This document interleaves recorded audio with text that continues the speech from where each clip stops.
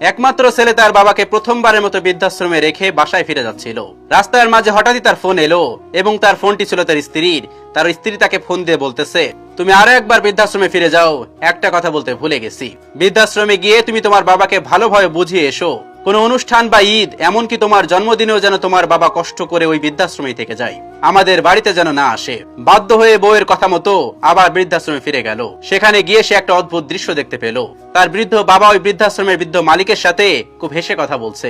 এটা দেখে ছেলের সন্দেহ হলো। সে মনে মনে ভাবলো, বাবাকে এই বৃদ্ধাশ্রমের মালিককে আগে থেকে চিনতো। তারপর কিছুক্ষণ সে অপেক্ষা করতে লাগলো। কিছুক্ষণ পর বাবা ওনার নির্দিষ্ট কামরায় চলে যাওয়ার পর ওই বৃদ্ধ মালিকের কাছে ছেলেটি যে জিজ্ঞেস করলো, স্যার একটা কথা বলছি, কিছু মনে করবেন না। বলছি যে বাবার সাথে একটু আগে এমন ভাবে কথা বলতেছিলেন, মনে হচ্ছে আপনারা পূর্ব পরিচিত। সত্যি কি তাই? অনাথ আশ্রমের মালিক বললেন, হ্যাঁ, ওনাকে আমি প্রায় 40 বছর আগে থেকে খুব ভালোভাবে চিনি এবং জানি। আমি জানি না কোন পরিস্থিতিতে উনি আজ এই বৃদ্ধাশ্রমে এসেছেন, তবে মনের দিক থেকে আপনার বাবা একজন বড় মনের মানুষ। ছেলে বলল, আমি তো সেটাই জানতে চাইছি, বাবাকে কিভাবে চিনলেন? তখন বৃদ্ধ মালিক বললেন, 40 বছর আগে আমার আন্ডারে থাকা একটা অনাথ আশ্রম থেকে উনি একটা অনাথ শিশুকে দত্তক নিয়ে বাড়িতে গিয়েছিলেন, এবং আমার অনুমান যদি ভুল না হয় তাহলে 40 বছর আগে দত্তক নিয়ে সেই অনাথ শিশুটি এখন আমার সামনে দাঁড়িয়ে আছে।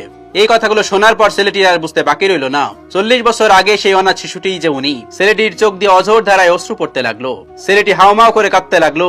দেরি না করে বাবার কক্ষে দৌড়ে গিয়ে উনার পা ধরে কান্না করতে লাগলো। বৃদ্ধ বাবার পা ধরে বলতে লাগলো, আমাকে মাফ করে দাও, আমি অনেক বড় ভুল করে ফেলেছি। 2 দিনের ভালোবাসার জন্য 40 বছরের ভালোবাসাকে আমি ভুলে গিয়েছি। ছেলের এই করুণ দৃশ্য দেখে বাবাও কেঁদে ফেললেন।